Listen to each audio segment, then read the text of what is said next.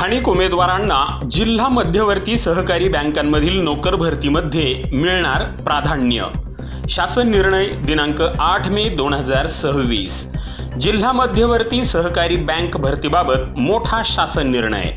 महाराष्ट्र शासनाच्या सहकार, पणन व वस्त्रोद्योग विभागाने 8 मे 2026 रोजी महत्त्वाचा शासन निर्णय जारी केला आहे।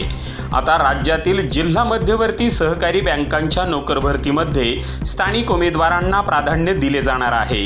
राज्यात सध्या 31 जिल्हा मध्यवर्ती सहकारी बँका कार्यरत आहेत। या बँकांचे मुख्य उद्दिष्ट प्राथमिक कृषी पतपुरवठा सहकारी संस्थांना पतपुरवठा करणे व जिल्ह्यातील इतर सहकारी संस्थांना कर्ज पुरवठा करणे हे आहे। जिल्हा स्तरावर शेतकऱ्यांना शेती पीक कर्ज उपलब्ध करून देण्याकरिता जिल्हा मध्यवर्ती सहकारी बँकांची महत्त्वपूर्ण भूमिका आहे।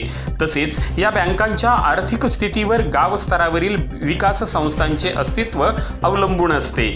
सहकारांतर्गत सहकार या संकल्पनेनुसार जिल्हा मध्यवर्ती सहकारी बँका या प्राथमिक सहकारी संस्थांच्या मातृसंस्था आहेत। या बँकांचे सर्व सभासद त्या जिल्ह्यातील असतात।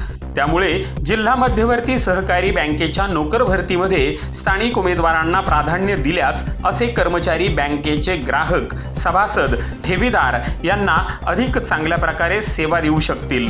यास्तव राज्यातील जिल्हा मध्यवर्ती सहकारी बँकांच्या पदभरतीमध्ये स्थानिक उमेदवारांना प्राधान्य देण्याबाबत धोरण ठरविण्याची बाब शासनाच्या विचाराधीन होती।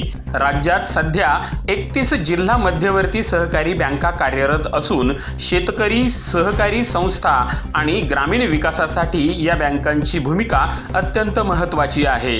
त्यामुळे स्थानिक युवकांना रोजगाराची अधिक संधी मिळावी या उद्देशाने शासनाने हे धोरण लागू केले आहे। नवीन नियम काय आहेत? संबंधित जिल्ह्यातील अधिवास प्रमाणपत्र असलेल्या उमेदवारांसाठी 70% जागा राखीव राहणार आहेत। उर्वरित 30% जागा जिल्ह्याबाहेरील उमेदवारांसाठी खुल्या राहणार आहेत।